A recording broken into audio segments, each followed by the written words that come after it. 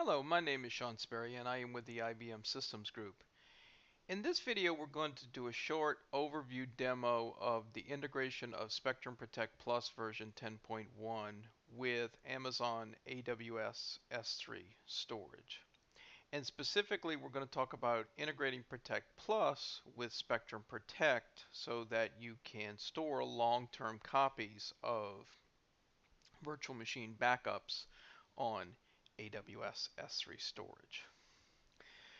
Now, Spectrum Protect Plus by default stores its virtual machine backups on vSnap storage, and it is doing incremental forever, and those are the backups that are primarily used for operational recovery of virtual machines in a Spectrum Protect Plus environment. Natively, however, Spectrum Protect Plus does not support object-based storage and AWS S3 storage. So if you are interested in storing virtual machine backups for longer term type of archive, what you need to do, and doing that storage on object storage, what you need to do is integrate Spectrum Protect Plus with Spectrum Protect. When you do that, the primary operational backup and recovery are done from vSnap storage, but you can set up Spectrum Protect Plus to automatically move longer term copies of those VM backups to Spectrum Protect, which uses Amazon S3 object storage as its repository. Now, as this slide says, this repository, in addition to being on object storage, will be deduplicated, compressed, and encrypted when it's stored on AWS. What I'm going to do is do a brief overview of the setup of this environment and let you kind of see all of the pieces and parts in the various different products. So we're going to look at Spectrum Protect Plus version 10.1 as a setup for the virtual machine backups. We'll look at the Spectrum Protect 8.3 server for the setup of the cloud container storage pool, and then we'll look at Amazon Web Services or AWS S3 console to see the containers where the data is stored. Now, in addition to that, we also note that we are using VMware vSphere 6.5 to store the virtual machines, the ones that we're backing up. And we're using Spectrum Protect for Virtual Environments version 8.2 as our linking software between Spectrum Protect Plus and the Spectrum Protect server. So let's take a look at that demonstration now and how the setup works. Okay, so I'd like to just show you the components and pieces and parts of this configuration so you have a good understanding of what's going on and how things are working. So here you see the IBM Spectrum Protect Plus console that is used for running and configuring Spectrum Protect Plus. You see IBM Spectrum Protect, the Operations Center, with some storage pools in it, and in particular we're going to be using this AWS pool here to store the data from Spectrum Protect. And then finally, you see the Amazon AWS S3 Management Console, and you see the S3 service with a bucket name. So what I want to do, just so you can see the data and see how things are flowing and moving back, I'm going to work my way up from the S3 storage back through Spectrum Protect and back to Spectrum Protect Plus so you can see how things are configured. Here you see an Amazon S3 bucket that we created called Protect Test. And when we're storing data on the S3 service, the Spectrum Protect server is just going out there, and the cloud container that we create on Spectrum Protect is putting containers out in Amazon S3. And here you see some examples of the containers that have been put out there. Now, if we look at the Spectrum Protect configuration and take a look at the details of this AWS pool, you're going to see that we've just configured this to talk to AWS, S3 AWS. It has a access key ID and a shared key that it's using as credentials, a bucket name that it is accessing, and a URL that it's using to actually read and write the containers.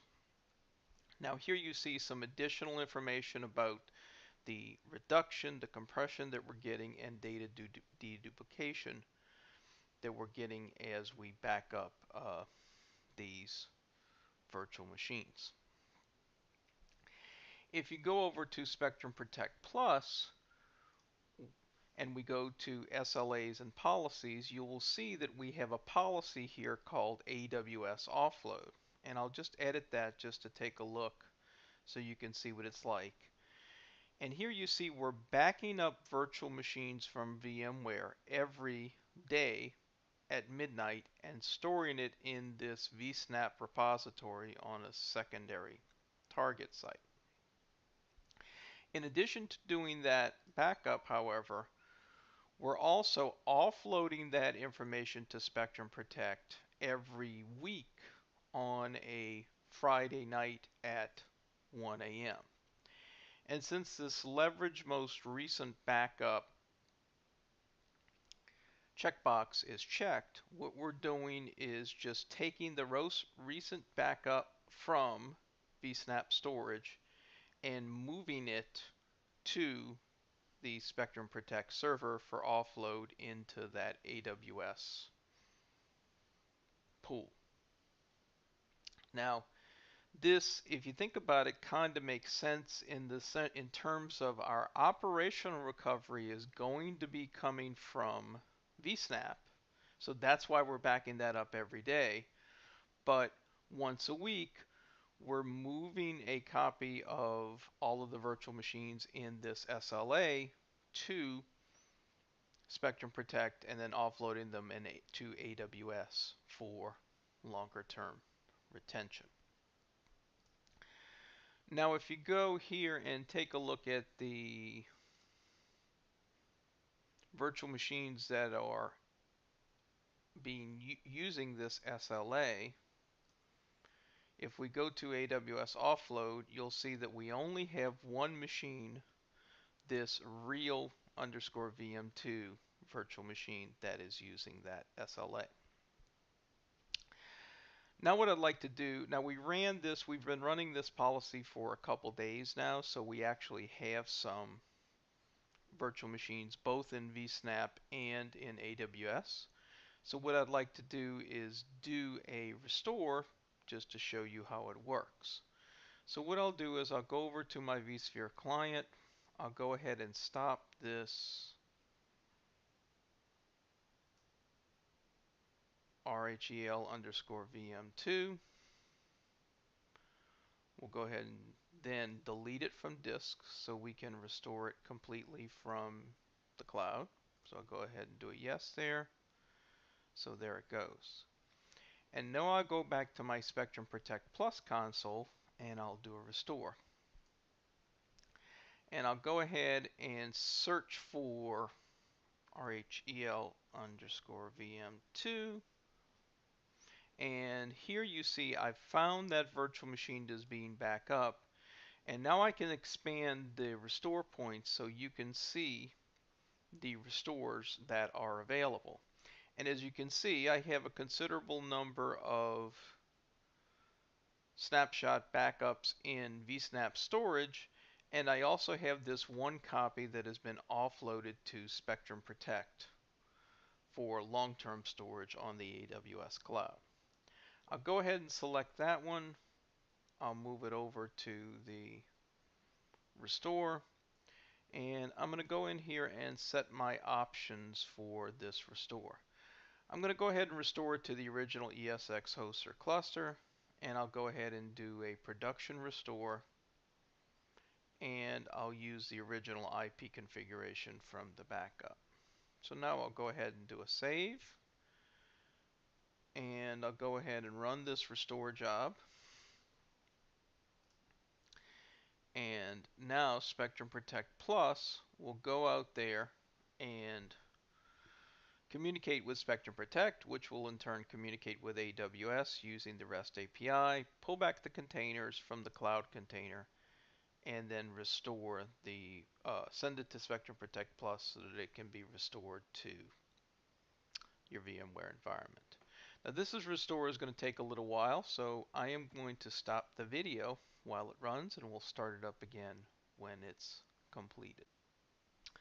Okay, so looking in the log now, we can see that our restore job has completed. So I'll go out here and just scroll through and scroll to the bottom. As you can see, we've restored that virtual machine, real VM2. And so what I'll do now is just go over here to vSphere and do a refresh. And you can see that our real VM2 client is there. I can launch a remote console on it, and when I do, I'll be able to log in or have a prompt. So that is our demonstration of using Spectrum Protect Plus with AWS S3 object storage. I hope you found it useful, and I'll look forward to seeing you in another video.